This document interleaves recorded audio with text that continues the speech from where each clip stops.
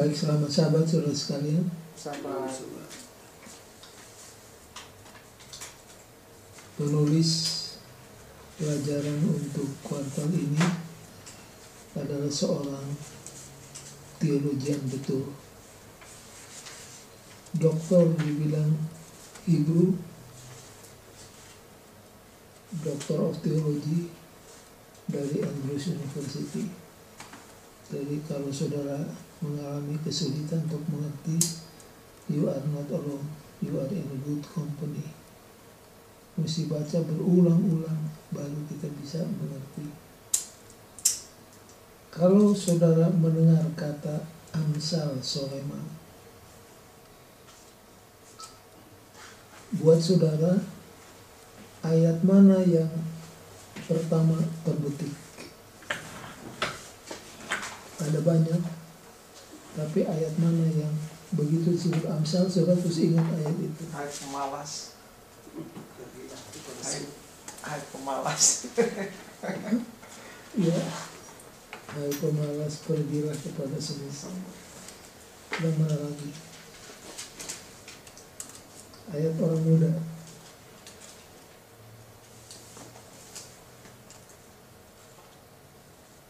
Trust in the Lord with all your heart. Masih ingat? Oh ya. Do not lean on your understanding. Ayat mana lagi yang terkenal? God's way is the best. Ada banyak sekali.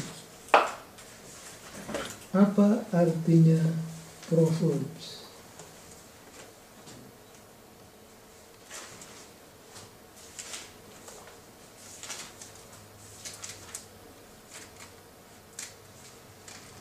Proverbs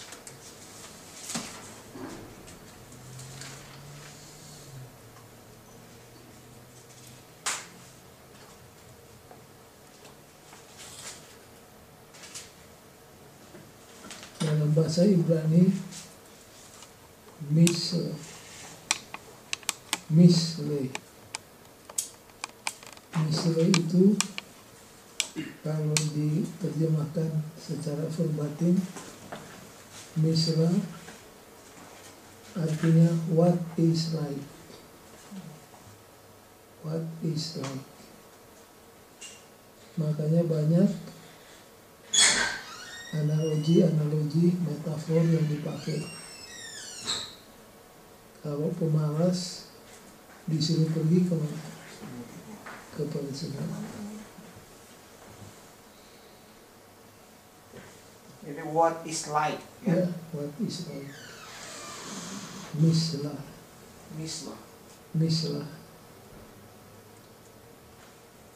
R-A-H kan Misra. M-I-S-H-L-E.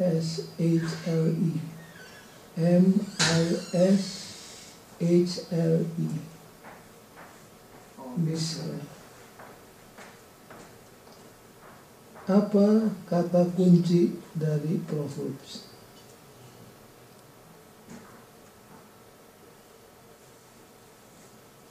Kata yang terus-menerus diulang-ulangi. Wisdom atau hikmah. Wisdom bahasa Ibraninya hokmah. Kalau bahasa Arabnya, bahasa Indonesia, Hikmat. ya, hokmah. Nah, wisdom dalam bahasa Ibrani artinya the ability to live life skillfully. The ability to live life skillfully. Dan kalau sudah perhatikan buku Amsal ini betul-betul berisi nasihat-nasihat yang down to earth. Down to earth itu artinya sangat praktikal, menyangkut urusan sehari-hari di rumah tangga, dan di masyarakat, di gereja, semua diatur. Cuma memang profet ini pengaturannya tidak sistematik. Artinya ayat sebelumnya dengan ayat berikutnya kadang-kadang tidak nyambung.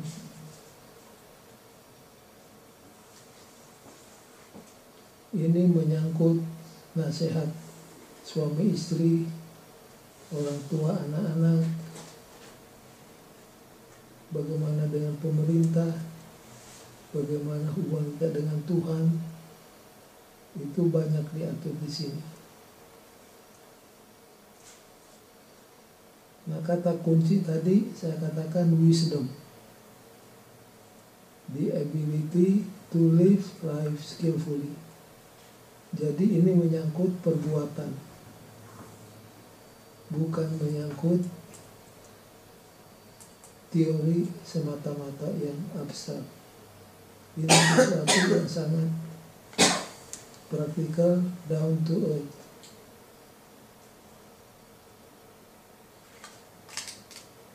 Apakah saudara tahu, menurut buku Amsal, kita dilarang untuk kosain? Saudara tahu nggak? Enggak. Alkitab melalui buku yang satu ini menasihatkan jangan pernah kosain. Kalau sudah sempat kosain, lalu baca ayat ini, bertelutlah di depan orang itu dan katakan, minta maaf, saya tidak jadi kosain. Ayatnya beberapa kali disebut. Ini sebagai contoh betapa praktikalnya buku ini. Coba nanti saudara di rumah baca ya. Amsal 6 ayat 1. Pasal 11 ayat 15. Pasal 17 ayat 18. Pasal 22 ayat 26. 1, 2, 3, paling sedikit 4 kali diulangi.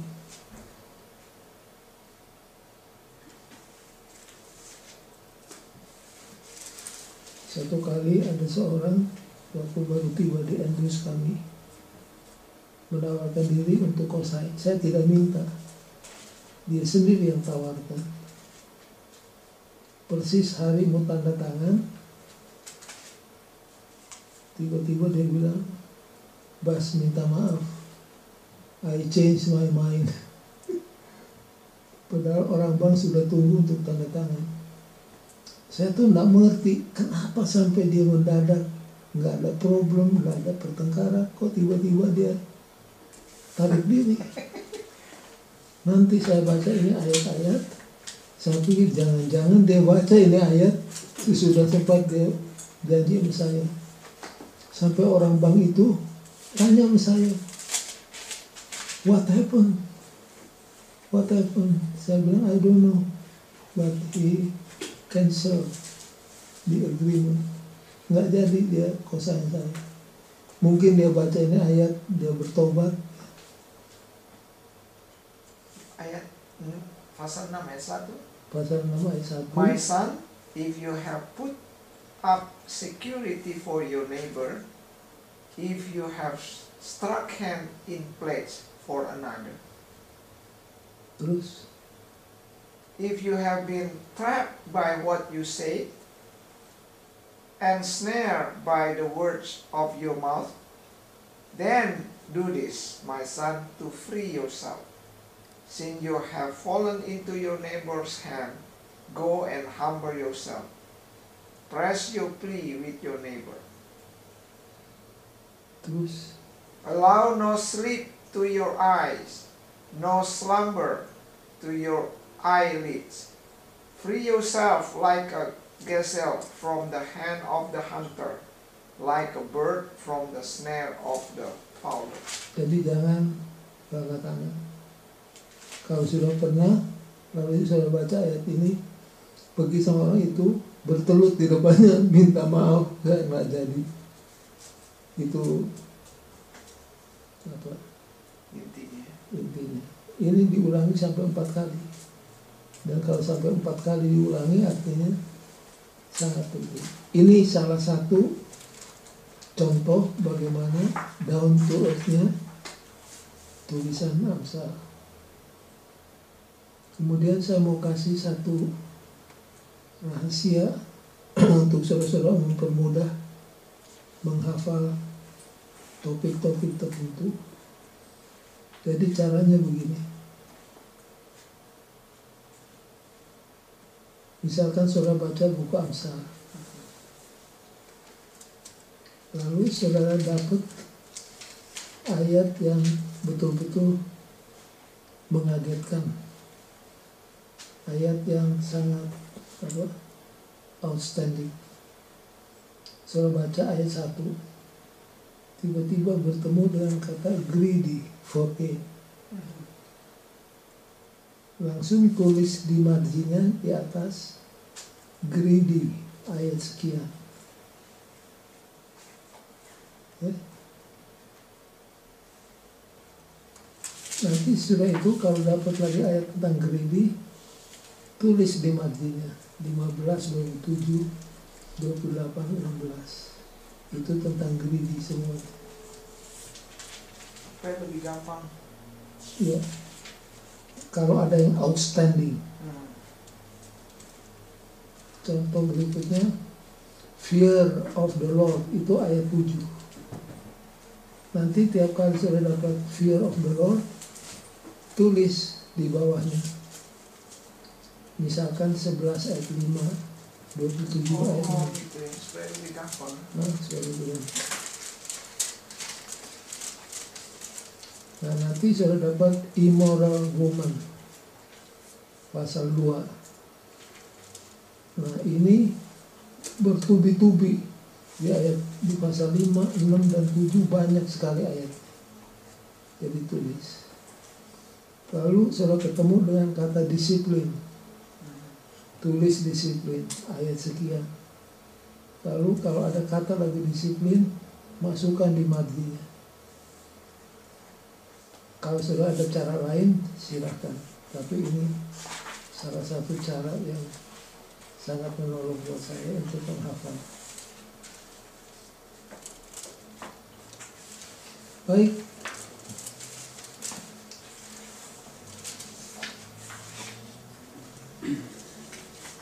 Kita sekarang masuk di introduction. Akar daripada tragedi manusia sejak Taman Eden adalah apa? Ini nih penyebab. Wrong choice. Wrong choice. Itulah problemnya. Jadi Adam dan Hawa salah menggunakan wrong choice. Power of choice yang diberikan Tuhan kepadanya dia salah gunakan. Dia pilih bukan menurut kepada Tuhan, tapi dia pilih menurut kepada yang satu. Wrong choice. Nah, buku Amsal menolong kita untuk membuat right choices.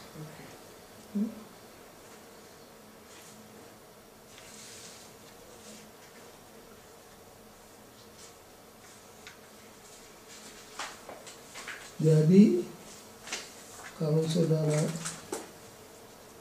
baca Amsal ini penuh dengan nasihat, penuh dengan warning, dan seringkali menggunakan bahasa-bahasa yang cukup membuat kaget. Misalkan, kalau kamu adalah seorang yang tidak bisa tahan nafsu, apa? Kalau kamu seorang yang tidak bisa nahan nafsu makan, apa? Tak taruh. Ambil pisau lalu Taruh di leher. taruh di leher. Itu kan keras. Walaupun bukan begitu. Nah, seperti mirip-mirip Yesus. Kalau matamu membuat kamu berdosa, cungkil. Kalau tanganmu, Potong. potong. Nah, Amsal juga nadanya begitu. Kalau kamu tidak bisa tahan nafsu, ambil pisau lalu kenakan di lehermu. Itu warning yang cukup apa? Cukup keras. Ada juga nasihat yang lemah lembut tapi isinya sangat dalam. Jangan berdoa minta kekayaan, tapi jangan juga minta kemiskinan. Mintalah supaya Cukup. secukupnya. Itu ayat-ayat yang sangat mild tapi cukup menyentuh hati kita. Ada juga ayat yang membuat kita tersenyum sendirian kalau membaca. Orang pemalas itu ibarat pintu di engselnya, bergerak terus tapi tidak ada hasilnya.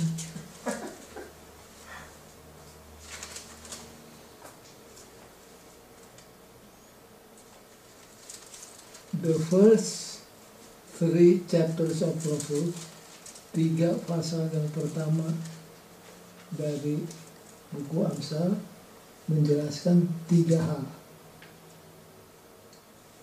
Pasal 1 menyebut the purpose of the book.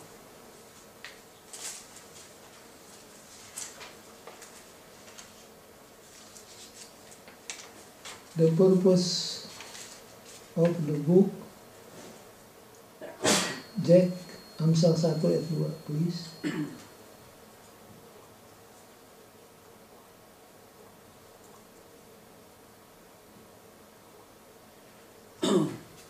Untuk mengetahui hikmat dan didikan. Oke, untuk mengetahui hikmat dan didikan. Itulah apa? Purpose of the book. Untuk mengerti kata-kata yang bermakna. Nah, itu adalah ayat 7.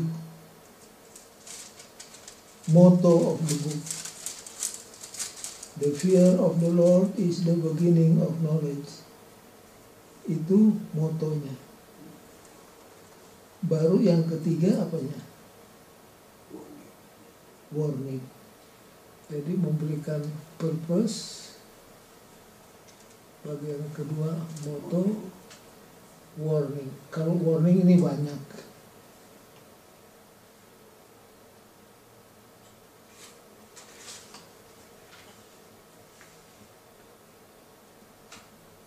Sampai kepada minum anggur, warningnya cukup keras. Siapakah yang suka berkelahi? Siapakah yang marah? Siapa yang matanya merah? Siapa yang bicara yang ngaco?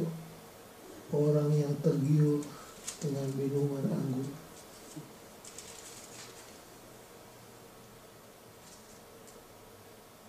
Orang bijak kalau melihat mara bahaya di depannya, dia mengelak. Orang bodoh, dia lihat mara bahaya di depan, dia maju terus. Akhirnya terperangkap dalam kebodohannya.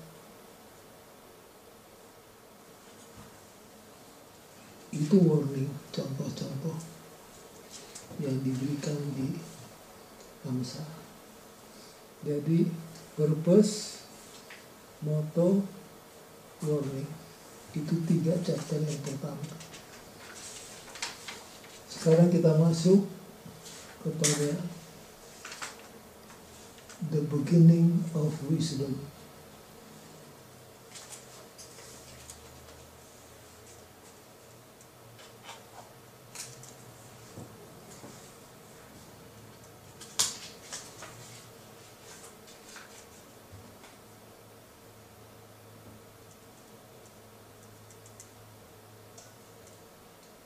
Title daripada buku ini apa? The Proverbs of Solomon. Dan title ini membangun satu hubungan antara Proverb dengan 1 Raja-Raja 3 ayat 5 sampai 14. Dek, boleh buka 1 Raja-Raja pasal 5, pasal 3 ayat 5 sampai 14.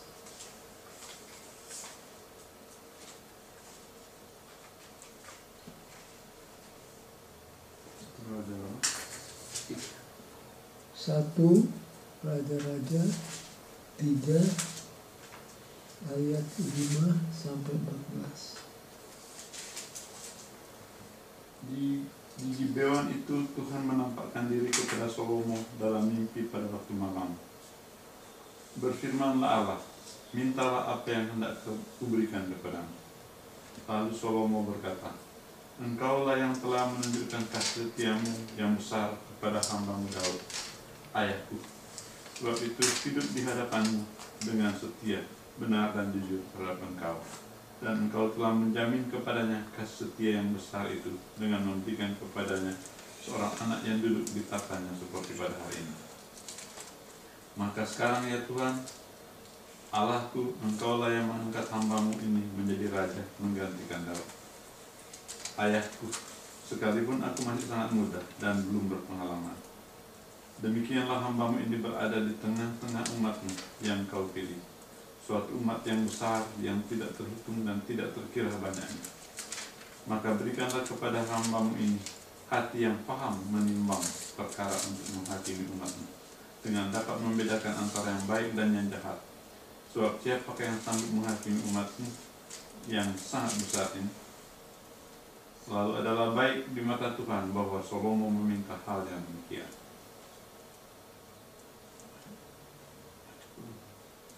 Terus? Jadi berfirmanlah Allah kepadanya, oleh karena engkau telah meminta hal yang demikian dan tidak meminta umur panjang atau kekayaan atau nyawa musuhmu, melainkan pengertian untuk memutuskan hukum, maka sesungguhnya aku melakukan suatu dengan permintaanmu itu. Sesungguhnya aku memberikan kepadamu hati yang penuh hikmat dan pengertian, sehingga sebelum engkau tidak ada orang pun seperti engkau, dan sesudah engkau tak akan bangkit seorang pun seperti engkau. Dan juga apa yang tidak kau minta aku berikan kepadamu. Oke. Apa yang tidak diminta? Kekayaan.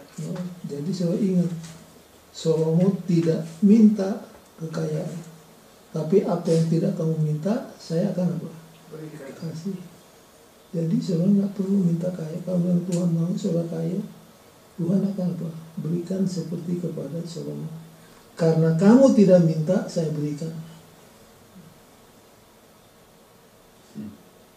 Karena kamu tidak minta, saya berikan. Cuma sayang akhirnya Salomo terpleset juga.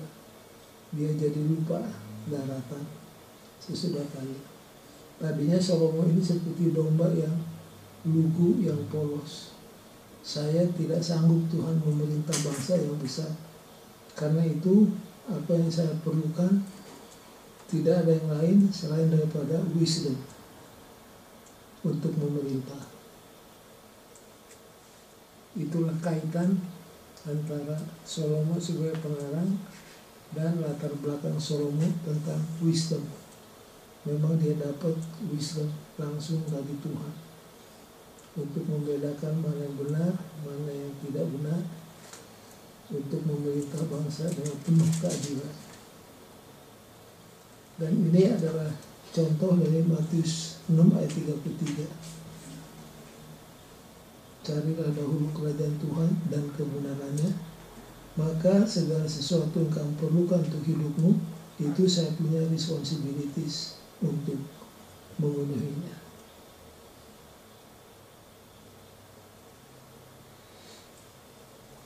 Next please. The beginning of wisdom. What is wisdom? Tadi sudah diberikan definisinya. The ability to live skillfully. Jadi menyangkut yang praktikal, bukan theoretical saja. Lalu, what is the fear of the Lord? Lalu apa kaitan kedua konsep ini? Jack, buka pelajaran hari Minggu, baca paragraf kedua dan ketiga. Hikmat di sini didefinisikan sebagai pengalaman rohani. Hal ini berkaitan dengan takut akan Tuhan. Jadi ada kaitannya dengan Takut. takut akan Tuhan. Konsep penting agama Ibrani ini adalah kunci Amsal. Bukan hanya muncul berkali-kali, tetapi itu juga menyusun kitab Amsal secara keseluruhan. Itu tentang wisdom. The fear. Berikutnya, Takut akan Tuhan tidak ada kaitannya dengan tahyul dan rasa takut seperti anak-anak terhadap hukuman ilahi. Sebaliknya, itu harus dipahami sebagai kesadaran takut pada kehadiran pribadi Allah di setiap saat dan di mana saja. jadi kalau boleh dikasih istilah lain, fear of the Lord itu practicing the presence of the Lord. Jadi kemana saja kita pergi, di mana saja kita berada, kita harus ingat Tuhan itu hadir. Kalau itu kita ingat, kita akan safe. Itu arti salah satu arti daripada the fear of the Lord.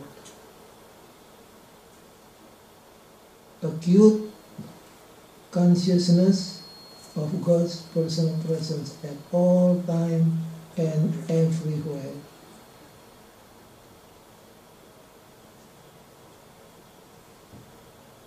Contoh sederhana seperti yang pernah saya berikan, seorang bapak yang ajak anaknya untuk mencuri jagung tetangga.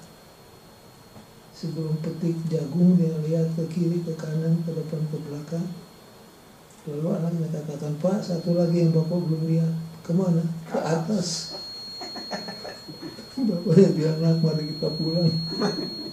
Dan jadi dia curi jagung karena anaknya kasih ingat.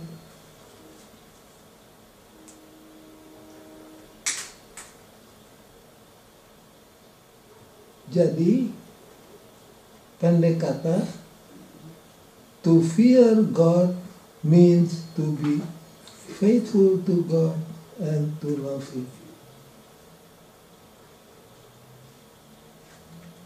Disimpulkan semuanya, wisdom originates in this fear. Jadi kalau ada ketakutan seperti ini, itu akan memberikan kepada kita wisdom.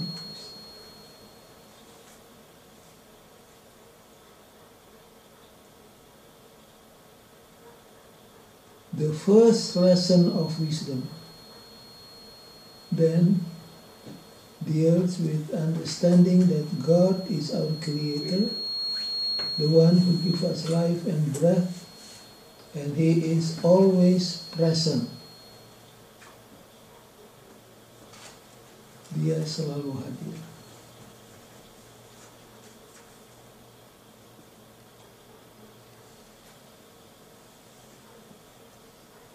Baik, yang berikutnya, true education. True education. Dek pasal 1 ayat 8 sampai 19.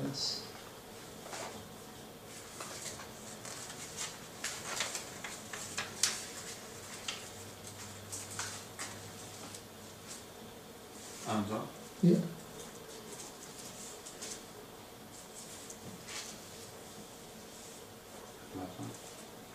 Amsal 1 ayat 8. Hai anakku, dengarkanlah didikan ayahmu, dan jangan menyia-nyiakan ajaran ibumu. Sebab karena karangan bunga yang indah itu bagi kepalamu, dan suatu kalung bagi lehermu. Hai anakku, jikalau engkau berdosa hendak membujuk engkau, janganlah engkau menurut. Jikalau mereka berkata, marilah ikut kami, biarlah kita menghadang darah. Biarlah kita mengintai orang yang tidak bersalah dengan tidak semena-mena. Biarlah kita menelan mereka, hidup-hidup seperti dunia orang mati. Bulat-bulat seperti mereka yang turun ke liang kubur. Kita akan mendapat berbagai benda yang berharga. Kita akan menemui rumah kita dengan barang rampasan. Buanglah undimu di tengah-tengah kami, satu pundi-pundi bagi kita sekalian. Hai anakku, janganlah engkau hidup menurut tingkah laku mereka. tahanlah kakimu dan pada jalan mereka, karena kaki mereka lari menuju kejahatan dan tergegas-gegas dan bergegas untuk menumpahkan darah.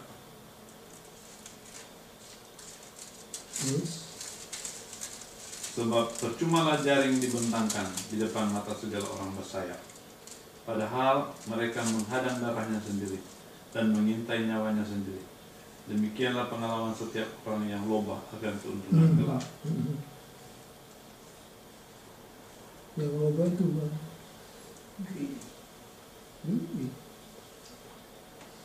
Lalu ditutup dengan kalimat greedy takes away the life of its owner. Siapa yang tamak, hidupnya akan diambil dari dalam dirinya.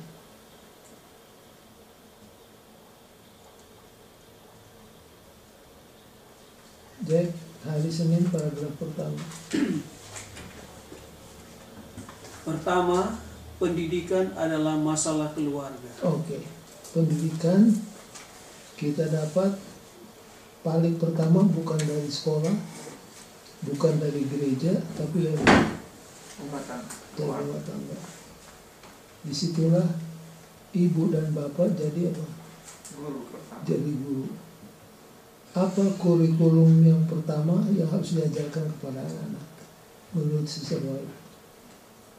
Kalau rumah tangga itu adalah sekolah, anak murid, orang tua guru, mata pelajaran yang paling pertama harus diajarkan apa? Satu kata, Obedience. obedience. Kalau anak diajar menurut di rumah, akan lebih mudah baginya menurut kepada guru di sekolah, menurut kepada tua-tua sidang di gereja. Sebaliknya kalau anak tidak diajar menurut di rumah, kemungkinan besar akan tidak menurut ditaruh dimanapun juga. Jadi pertama-tama true education datang dari orang tua. In kontras, Jack, bagian kalimat terakhir paragraf pertama. Sebaliknya, model pendidikan yang lain tidak diidentifikasikan, tidak diberi nama. Hal ini diakui hanya sebagai suara orang-orang berdosa yang mengarah ke arah yang salah. Jadi ini ajakan, bisikan untuk mengikuti jalan yang tidak benar.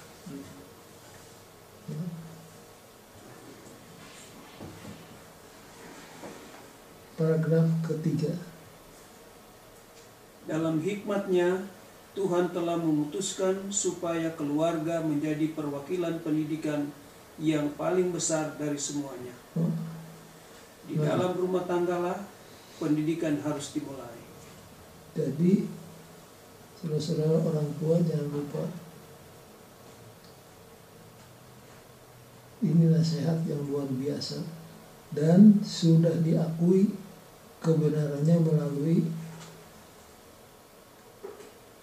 studi dan riset.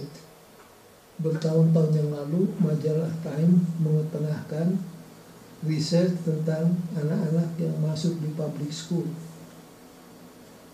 Yang saya ingat salah satu hasilnya adalah anak-anak yang disekolahkan di public school memang lebih murah, memang makanan disediakan, tetapi akibatnya ngeri.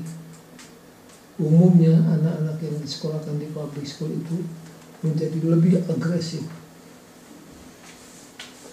Sehingga waktu orang-orang tua membaca riset ini, hasil studi ini, banyak yang memutuskan mau sekolahkan anak dengan sistem yang disebut homeschool. Homeschool. Dan kami sudah coba sama cucu-cucu kami. Cucu pertama homeschool, cucu kedua, ketiga homeschool juga. Jadi kebetulan ada dia punya anti, si Regina, dialah gurunya untuk mengawasi. Jadi kalau homeschool kita pilih, ada nyanyian gereja, diajar berdoa. Jadi seperti di Advent punya. Jadi Alkitab dulu, nyanyi dulu, ada kebaktian, ada berdoa, baru belajar. Kalau di public school berdoa aja nggak boleh. Cuma apa dalam segi sosialnya gimana dalam pergaulan? Karena sekarang dia justru terbatas. Jangan lupa dia ada di Sabbath School. Di situ orang tua harus pintar-pintar mengganti yang Ada kurang. Sabbath School juga. Kita itu kan cuma seminggu sekali. Kita sebagai orang tua harus bersama-sama dengan orang tua yang lain mengatur supaya anak-anak kita bisa sekali-sekali bermain sama-sama. Karena memang diakui oleh para ahli bahwa anak-anak yang disekolahkan di public school kecenderungan jadi agresif. Jadi sekarang banyak orang tua yang memilih homeschool. Dan kalau homeschool, anak-anak lebih banyak dipengaruhi oleh orang tua, Lingkungan rumah tangga. lingkungan rumah tangga.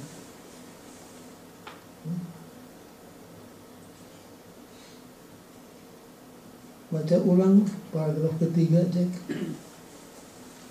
Dalam hikmatnya, Tuhan telah memutuskan supaya keluarga menjadi perwakilan pendidikan yang paling besar dari semuanya.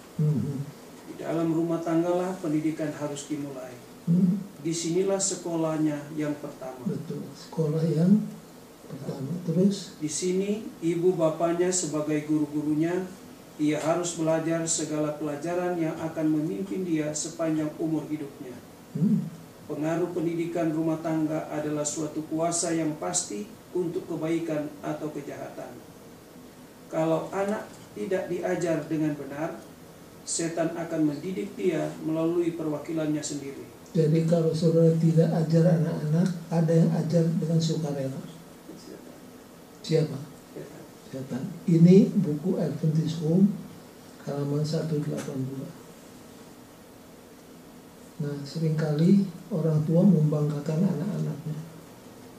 Karena tahu kita punya anak baru 4 tahun sudah bisa baca Quran. Lalu disekolahkan di mana? Langsung di sekolah Taman anak. umurnya masih 4 tahun. Itu taman kanak-kanak, bukan direncanakan begitu. Kalau yang umur yang disebut preschool, mesti dibiarkan bermain. Buat anak-anak itu bermain adalah seperti kita bekerja. They take it very seriously. Bermain, biarkan mereka bermain. Nah, banyak orang tua supaya bebas tugas disekolahkan di sekolah anak-anak, taman kanak-kanak. Nah, taman kanak-kanak ini bukan yang paling ideal. Ini adalah yang disebut lesser of the two evil. Daripada diserahkan kepada pembantu dari pagi sampai sore, dijaga pembantu atau diasuh oleh televisi, ya alternatif yang berikutnya adalah dirikan taman kanak-kanak. Padahal itu bukan yang ideal. Yang ideal ya ini, true education itu dimulai di mana? Di rumah. Di rumah tangga. Ada seorang profesor pendidikan di Andrews. Dia tulis buku berjudul Better Late Than Early. Better late than early. Nah, ini bukan masalah pergi ke gereja. Kita ini aneh. Kalau ke gereja kita terlambat. Tapi kalau menyekolahkan anak terlalu cepat. Itu better late than early, menyangkut tentang pendidikan anak-anak. Anak-anak kita secara fisik, secara mental baru siap untuk sekolah umur paling cepat 7 tahun. Dianjurkan malahan 8 tahun. 8 tahun. Kalau yang umur 4 tahun itu terlalu berat untuk anak-anak. Mereka masih suka untuk apa? Bermain. Untuk bermain. Dan buat mereka bermain itu sama seperti buat orang tua bekerja. Begitu pentingnya. Let them enjoy their preschool age. Time. Preschool time.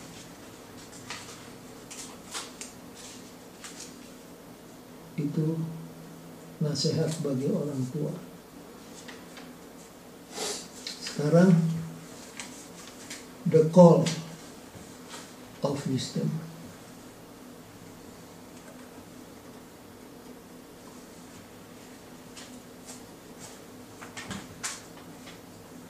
Next please. The call of wisdom. Cek ayat 20-21 please. Amsal 1.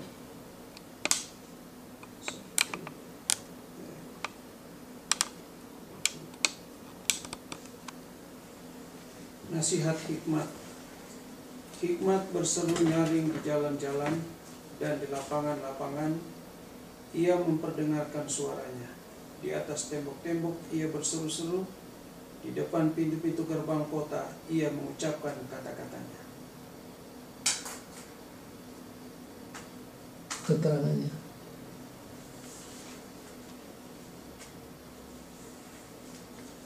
Paragraf pertama. Sementara orang-orang berdosa menghadang dan mengintai hikmat, berseru nyaring di jalan-jalan, Amsal 1 ayat 20, berseru-seru di atas tembok, Amsal 1 ayat 21, dan mengucapkan kata-katanya, Amsal 1 ayat 21. Di sini hikmat dipersonifikasikan, penawarannya diberikan kepada pria dan wanita di jalan. Itu adalah bagi semua orang dalam urusan kehidupan nyata. Di tengah keributan dan kebencian, begitu banyak produk dan begitu banyak penjual. Namun panggilan hikmat haruslah kuat. Jika tidak, ia tidak akan didengar, melawan teriakan suara-suara lainnya begitu banyak. Jadi anak-anak kita ini expose kepada banyak pencobaan, dibombardir oleh pencobaan. Apalagi di zaman teknologi mutakhir sekarang ini, semua anak punya apa sekarang? iPad. Itu iPad berbahaya untuk matanya, berbahaya untuk telinganya. Kan di iPad ada amaran selalu. Kalau Anda mendengar dengan suara yang keras, telinga Anda bisa terpengaruh, bisa rusak. Dan yang paling parah adalah apa? Mata. Karena sudah dilarang, jangan itu pasang iPad, dia masuk di selimut. Dan itu dibawa ke gereja, dibawa ke sekolah, dibawa kemana-mana. Kalau orang tua tidak keras, celaka. Karena di benda yang sepotong itu, semua ada di situ. Yang benar dan yang jahat ada di situ. Dan kecenderungan anak-anak kita memilih kepada yang jahat, karena yang jahat itu lebih menarik, lebih exciting. Jadi disitulah the voice of sinner tadi. Kalau sekarang iPad itu the voice of sinner.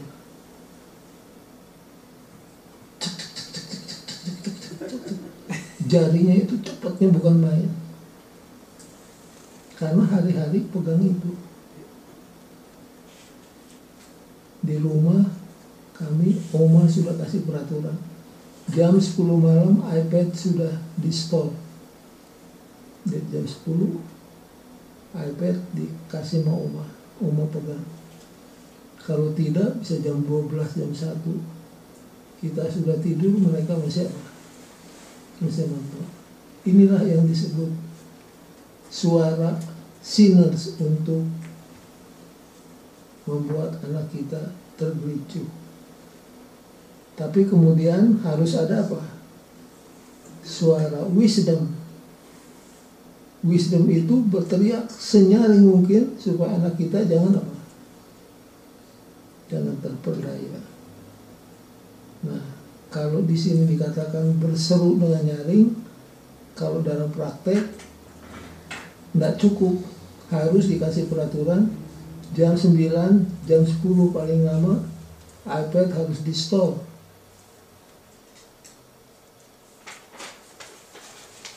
Dan iblis ini menyesuaikan pencobaan menurut the tempo of times, melalui cara yang sangat mutakhir. Jadi communication explosion ini membawa berkat untuk pengabaran Injil, tapi di lain pihak membawa kutuk bagi anak-anak muda kita. Dan anak-anak sekarang yang digenggam adalah apa? Telepon. Saya nggak tahu nggak habis-habisnya itu telepon,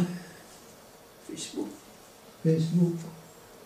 Jadi memang ini sekolah sahabat, pelajaran yang sekarang ini sangat relevan untuk rumah tangga kita, untuk anak-anak kita, untuk orang tua.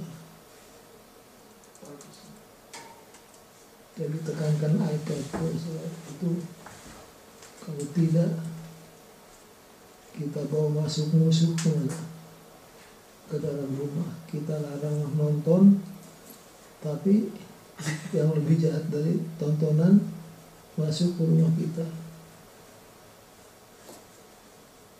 Itu mengingatkan cerita tentang The Trojan Horse. Masih ingat The Trojan Horse? Dulu waktu zaman Yunani kan selalu berperang.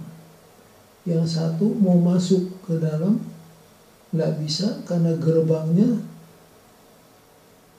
dikunci rapat dan dibangun begitu kuat, nggak bisa didobrak. Akhirnya diambil satu cara bahwa negara musuh itu seperti berdamai, lalu mau memberikan satu hadiah kenang-kenangan. Jadi waktu masa perdamaian itu dibawa masuklah itu kuda yang besar, memang bagus bentuknya. Kuda yang besar dibawa masuk ke tempat musuh yang sekarang pura-pura berdamai. Padahal di dalam kuda-kuda itu, di situ serdadu-serdadu yang canggih disuruh masuk dan tidur di situ untuk berapa hari. Tiba-tiba pada waktu yang tidak disangka, serdadu-serdadu yang di-smuggle melalui Trojan Horse ini bangun tengah malam, sementara tertidur tuh orang di dalam kota dibantai semuanya. Itu yang disebut Trojan Horse. Sampai sekarang Trojan Horse itu masih dipakai sebagai musuh dalam selimut. Dan sekarang ini Trojan Horse di gereja kita adalah iPad.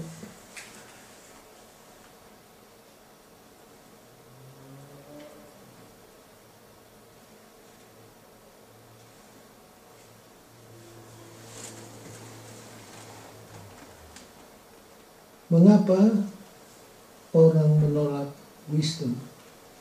Paragraf 2 aja. Mereka yang menolak hikmat akan menuai buah dari penolakan mereka. Setelah menolak untuk takut akan Tuhan. Paragraf sebelumnya. Sebab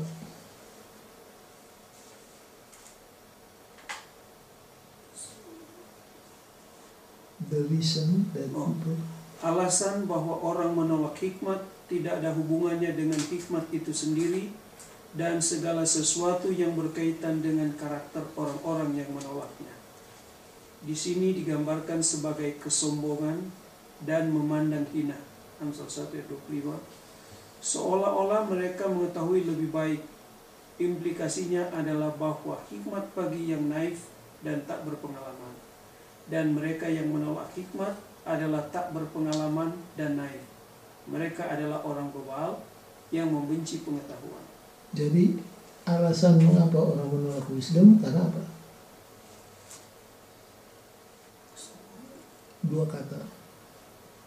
Karena arrogancy and disdainful.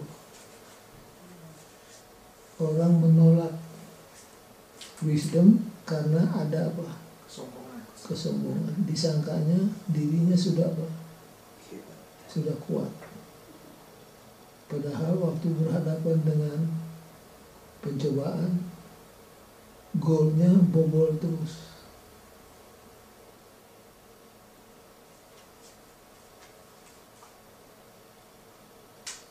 Ayat, baca terus Jack. Paragraf 2. Mereka yang menolak hikmat akan menuai buah dari penolakan mereka. Setelah menolak untuk takut akan Tuhan, mereka akan puas dengan diri mereka sendiri. Maka mereka akan kenyang oleh rencana mereka. Mundur ke paragraf 2 bagian akhir. So, implikasinya adalah bahwa hikmat bagi yang naif dan tak berpengalaman. Mereka yang menolak hikmat adalah tak berpengalaman dan naif. Mereka adalah orang bebal yang membenci pengetahuan. Jadi kalau kita tolak wisdom, itu karena kita naif, kita bodoh, dan kita apa? Kita bebal. Dan apa akibatnya? Kita akan menuai buah-buah penolakan tersebut.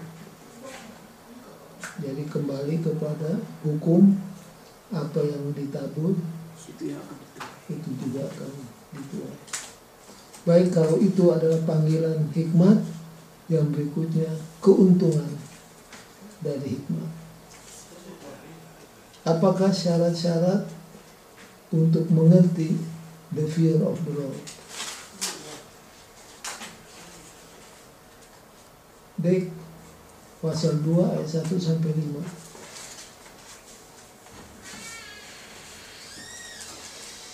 Hai anakku, jikalau engkau menerima perkataanku dan menyimpan perintahku di dalam hatimu, sehingga telingamu memperhatikan hikmat dan engkau mencenderungkan hatimu kepada kepandaian. Oke, garis bawahi kata if.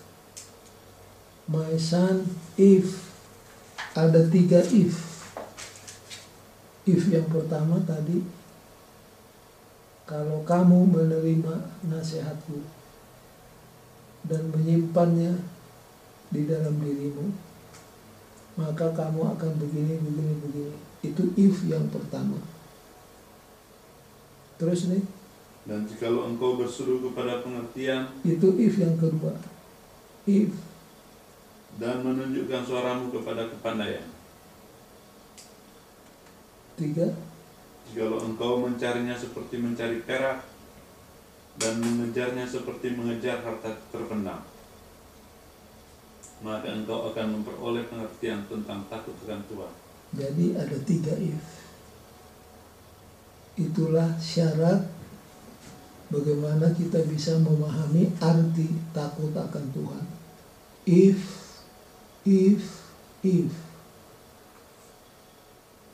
Itu conditionnya, janjinya kita akan mengerti apa artinya takut akan Tuhan, dan pasti kita akan mendapatnya kalau mencarinya dengan sungguh-sungguh.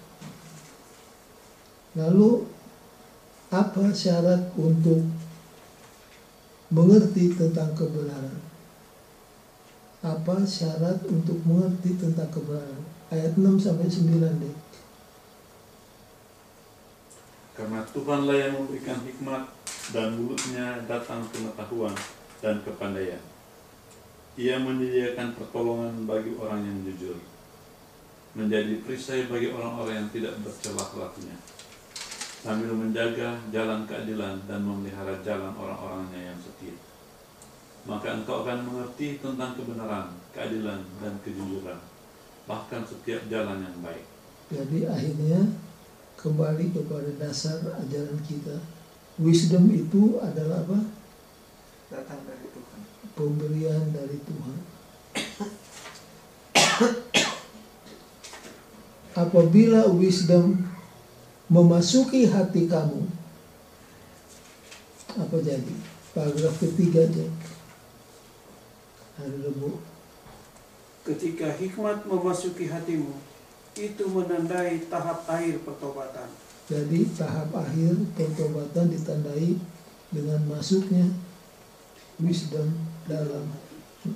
Baca terus.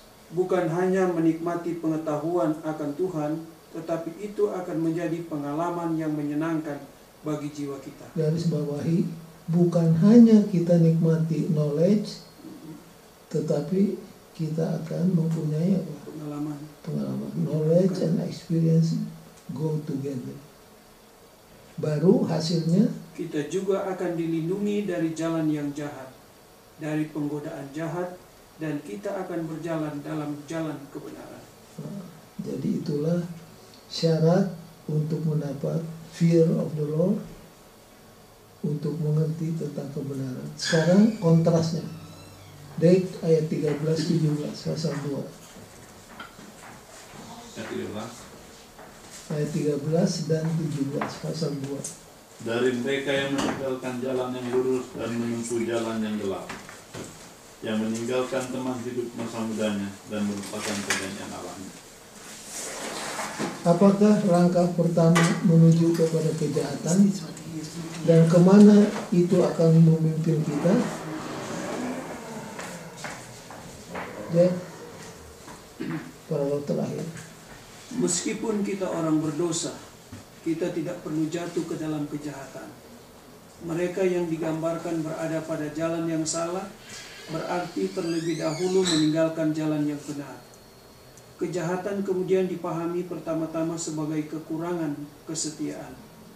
Dosa dimulai dengan halus dan polos. Itu halus, subtly itu bukan halus ya. Subtly itu apa? Dengan tidak terasa, apa dengan apa? Subtly itu masuk tapi dengan diam-diam dan innocently. Terus, Tetapi tidak lama orang berdosa bukan hanya melakukan yang jahat, tetapi juga menikmatinya. orang berdosa bukan hanya melakukan, tapi apa? Menikmatinya.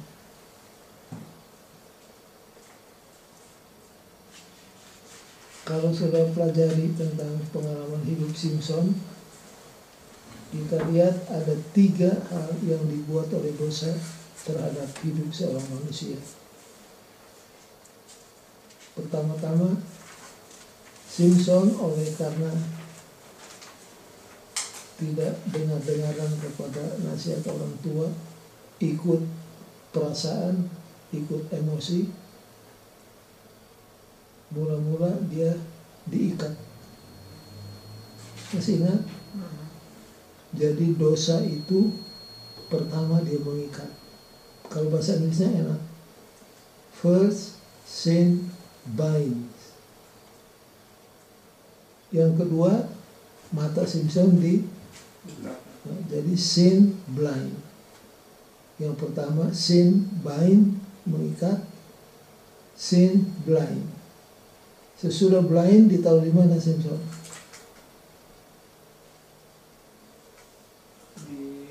Tempat untuk pengirikan. Itu kalau bahasa Inggrisnya grind. Jadi sin yang pertama bind, yang kedua blind, yang ketiga grind.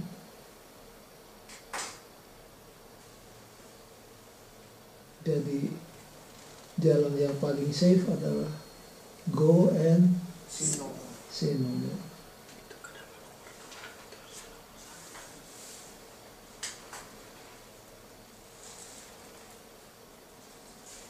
The last one for tonight.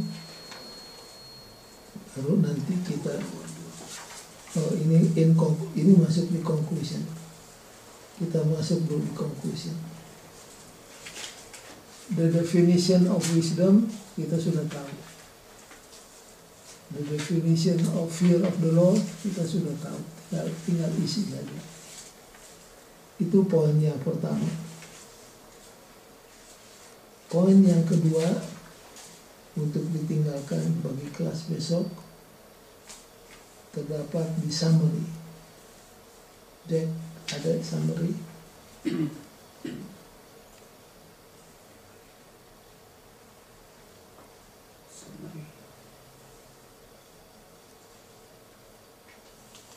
Pelajaran hari Di penuntun guru, ekstra summary ya. di penuntun guru. Oh.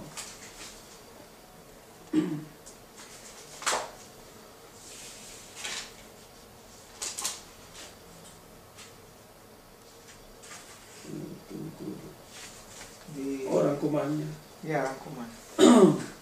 Panggilan hikmat untuk hidup di hadirat Allah memungkinkan manusia untuk membedakan antara yang baik dan yang jahat dan melakukan apa yang benar. Itu poin yang kedua.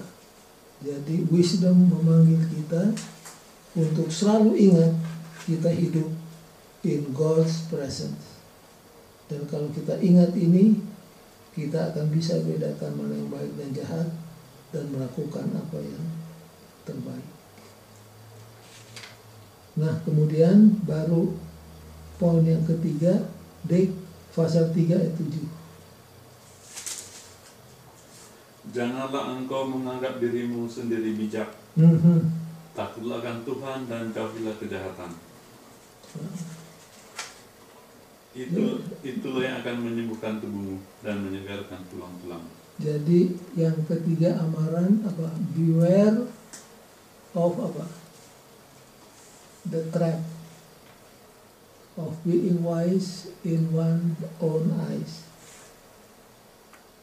Hati-hati terhadap perangkap untuk merasa diri pintar.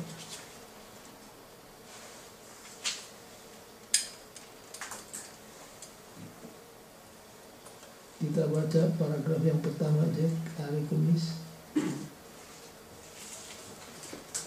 Menjadi berhikmat dalam pandangan sendiri akan menyebabkan ilusi bahwa seseorang tidak membutuhkan Allah untuk menjadi bijaksana.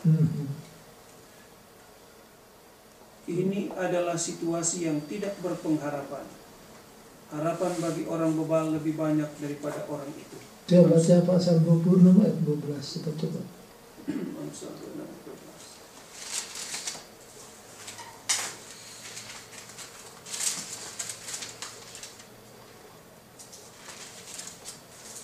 Jika engkau melihat orang yang menganggap dirinya bijak, harapan bagi orang bebal lebih banyak daripada orang itu. Ulangi. Jikalau engkau melihat orang yang menganggap dirinya bijak, harapan bagi orang bebal lebih banyak daripada orang itu. Bahasa Inggrisnya. Bahasa Inggrisnya. Do you see a man wise in his own eyes? There is more hope for a fool than for him. Orang bodoh masih punya pengharapan dibandingkan dengan dia kalau orang itu merasa apa? Bijak. Bijak. Ya, banyak anak-anak kan merasa lebih bijak dari orang tua. Papa mama kan dibesarkan di kampung, tidak sekolah. Saya kan dibesarkan di Roma Linda. Jadi merasa lebih pintar. Baca terus ya. 12. Kembali, hikmat digambarkan sebagai komitmen keagamaan. Menjadi berhikmat berarti menuruti perintah-perintah Allah. Amsal 3 ayat 1. Memperlihatkan kasih dan setia. Amsal 3 ayat 3. Dan percaya kepada Tuhan. Amsal 3 ayat 5. Hikmat menyeratkan hubungan yang erat dengan Allah. Perhatikan pengulangan ayat-ayat tentang hati. Amsal 3 ayat 1, 3 ayat 5. Kedudukan tanggapan pribadi kita kepada pengaruh Allah. Hati sudah disebutkan dalam Amsal 2 ayat 10 sebagai tempat yang seharusnya dimasuki hikmat. Baik, itulah pelajaran untuk malam ini, kecuali ada pertanyaan. Jadi belum tentu orang yang berpengetahuan itu berhikmat ya.